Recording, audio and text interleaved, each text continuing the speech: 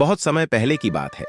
एक सुंदर और साहसी राजकुमारी सौम्या एक विशाल राज्य में रहती थी।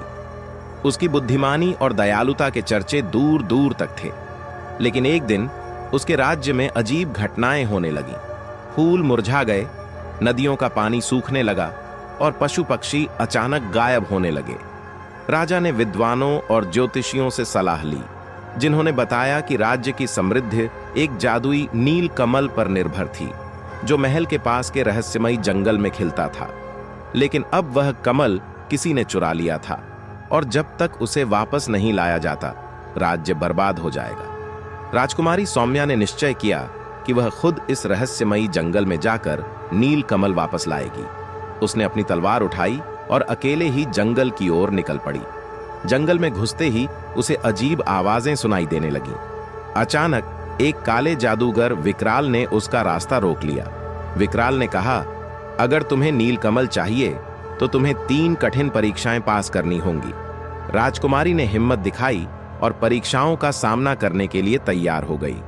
पहली परीक्षा, उसे एक झील पार करनी थी जिसमें पानी नहीं बल्कि आग थी।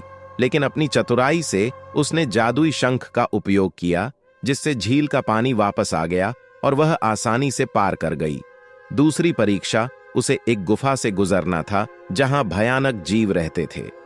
सौम्या ने अपनी तलवार से उनका सामना किया और अंधेरे में भी बहादुरी से आगे बढ़ती गई। तीसरी और सबसे कठिन परीक्षा, विकराल ने एक भ्रमजाल तैयार किया, जिससे राजकुमारी को अपने प्रियजनों की दर्दनाक आवाजें सुनाई देने लगीं। लेकिन उसने अपने मन को शांत रखा और सत्य का अनुसरण किया, जिससे वह इस परीक्षा में भी सफल रही। आखिरकार विकराल हार मान गया और नील कमल उसे लौटा दिया। सौम्या ने नील कमल को वापस महल में लाकर राज्य को फिर से खुशहाल बना दिया। राजा ने गर्व से अपनी बेटी की वीरता की सराहना की और उसे सिंहनी राजकुमारी की उपाधि दी।